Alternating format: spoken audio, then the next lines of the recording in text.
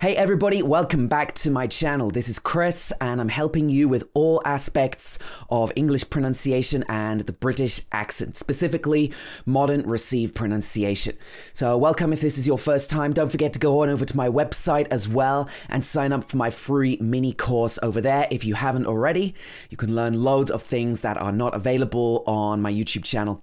And that's it for now. Let's get on with today's video, which is all about some words that even native speakers in English will pronounce wrong sometimes because they either have very confusing letters or they can be difficult to pronounce or just because there's some confusion about how they should be pronounced. Before we start, I should make it clear that these are not really rules.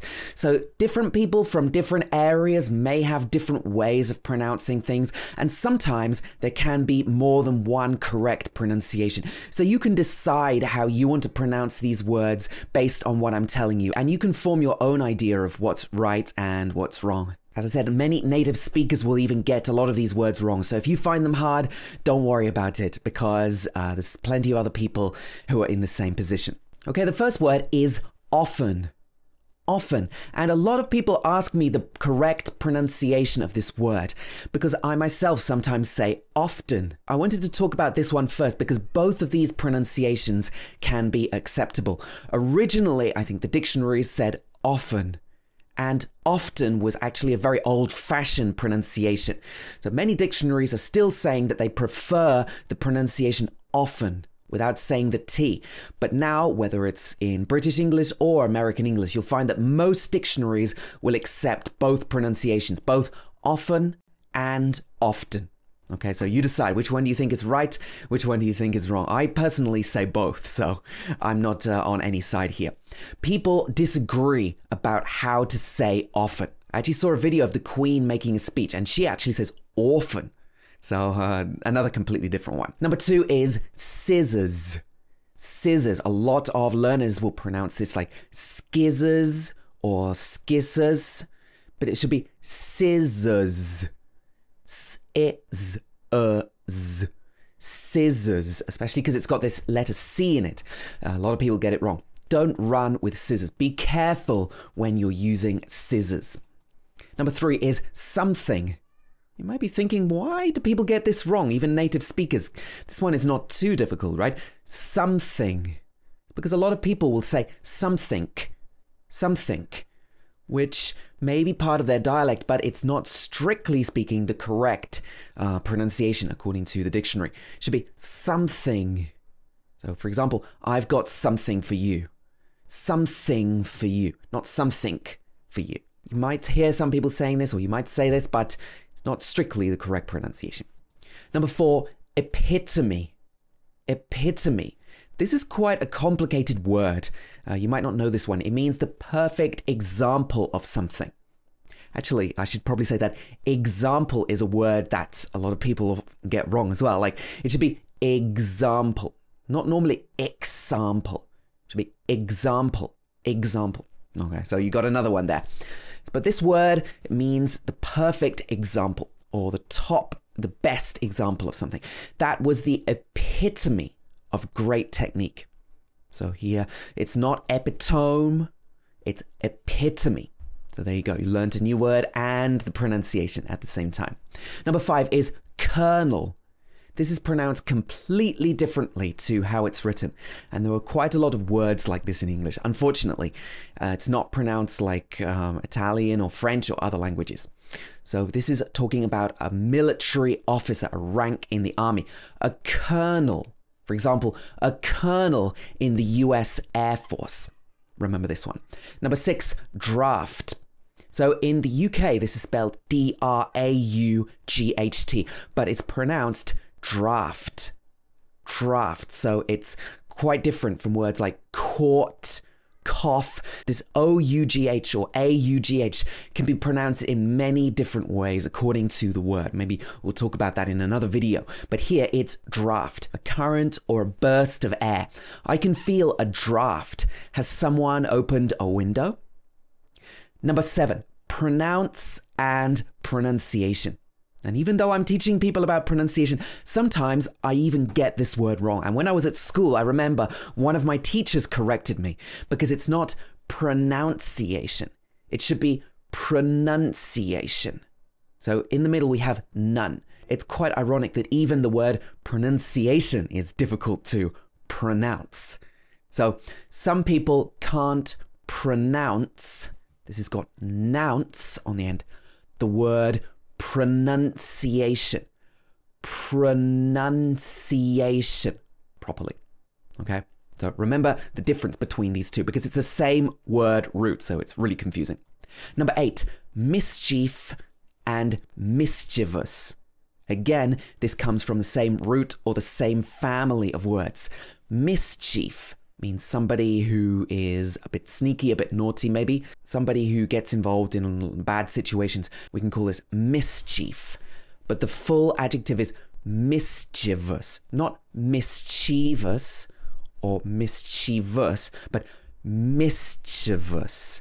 I was a bit mischievous at school. So number 9 is express and espresso. This is another one that I often get wrong. This is a type of coffee that comes from Italy, but in English we normally say espresso. But I often say espresso because it looks quite similar to express, so it's easy to get confused. But if you're in a cafe, you should ask for an espresso or espresso.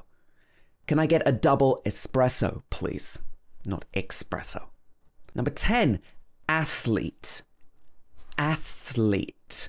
This one is difficult because it's got a difficult combination of consonants. Th plus l, thl, fleet. So you have to go from the th to the l, thl, athlete. It's difficult to say. Some people would say athlete with a f, or they'd say it, or they wouldn't be able to pronounce all the sounds. Athlete. Athlete. She's an incredible athlete. You might not be able to get this one. Don't worry, it is very difficult, but keep practicing that one. So number 11 is one that many native speakers will pronounce not very accurately, or they will kind of mince all the sounds together. Normally, this should be February. February. February. But a lot of people will say February, or February, or even February. February. A lot of native speakers have different ways of pronouncing this word, but strictly speaking, it should be February. Even sometimes I will say February. A lot of people say January, February, but normally it should be January, January, and February. Okay, difficult one to say. Like Valentine's Day is on the 14th of February. I'm even wondering whether I'm getting it right when I'm recording this video. Number 12 is a little bit similar. Library. Library. A lot of people will miss out the second syllable. They'll say library. Library. So you might even say this is not wrong anymore because a lot of people say it like that. But strictly speaking, library. I'll meet you outside the library. Library. So it's got 3 syllables. Library. Number 13, successful. Successful. A lot of people will say successful or successful. It should be successful, stressing the ses. Successful. Your application has been successful. Not really suck. It hasn't got suck in it. It's not related to that. It's success. Successful. Number 14, specifically. So this has got 4 syllables. Specifically. Specifically. A lot of people might say specifically or pacifically. It's not Pacific. It's got a sp at the beginning. Specifically, not pacifically. I specifically told you not to. This one is quite a mouthful. Your mouth is moving in different ways. It can be difficult to say all of these sounds. Number 15, rural. This is difficult for many learners as well. Rural. So this should be rural. Rural. Rural. It means a countryside area, not in the city. A rural area. I live in a quiet, rural area. So maybe you can't say this one right now, but hopefully if you keep practicing, you'll get it. Number 16 is squirrel, and this is difficult for a lot of learners and even some native speakers because of the roll. And you've also got the r plus ul at the end. Very difficult sounds, a lot of different consonant sounds together. A lot of learners would say squirrel or squirrel, screll, something like that. But it should be squirrel. Squirrel. Don't feed the squirrels. Very cute animal, but very difficult to say. Okay, couple more. 5th and 6th. So strictly speaking, this should be if, then a th. So a f plus a th. 5th and 6th should be s plus a th. So a s plus a th. They're very difficult sounds together. But when you're speaking quickly, it's very difficult to say that. So a lot of native speakers will simply say 5th or 5th. And 6th, they'll just say 6th, 6th. And they'll miss out the s in the middle. It's very easy to drop this sound from the middle. A lot of people do it. It's not necessarily wrong. And it's easier to say. So maybe you want to learn to say, we'll move from 6th place to 5th. It's difficult to say it otherwise. Number 18 is the difference between clothes and clothes. So clothes is k-l-o-z-z. It's z plus z. Clothes. But a lot of people would just say clothes, clothes, because it's difficult to say that, especially when you're speaking quickly. The second one to be close, close, or it can be close, which makes it even more confusing. But if you look at this sentence, you'll see the different pronunciations. Put your clothes in the drawer and close it. Put your clothes in the drawer and close it. Even the word drawer is quite a confusing pronunciation. It's not like it's spelt. 2 more. So number 19 is etc. So a lot of people will say etc. Or even when you see the letters etc, you'll just say etc. But native speakers don't normally say etc. Strictly speaking, this should be etc. or etc. Et at the beginning. Or you can make it into a glottal stop, like etc. But normally it shouldn't be etc. For example, we work in many industries such as finance, education, etc. This is often used in written English actually, and it's not used so much in speech. If you want to avoid this, you can just say and so on. It's a lot easier. And the last one is nuclear. Nuclear. In the British English pronunciation, this should be n-y-u, new at the beginning. New and then clear, like a clear day.